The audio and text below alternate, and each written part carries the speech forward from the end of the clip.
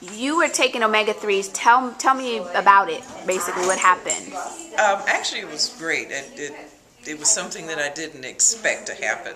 I've got fibromyalgia, and I take Lyrica. I take it once in the morning. Well, I took it once in the morning and once in the evening. And I've been taking the omega-3 for it's about 6 weeks now. And it has, first of all, it tastes great. Okay, I gotta get that out the way. It tastes really good. Did not expect it to taste like that at all.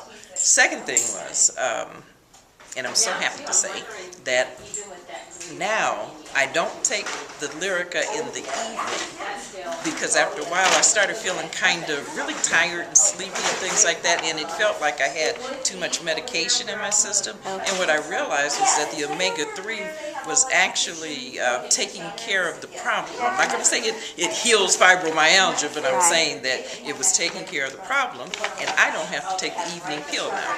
I take the Lyrica in the morning, and in the evening I take the omega-3, and I'm feeling better and better as it goes on. So that's why I take it, and I love it. Thank you.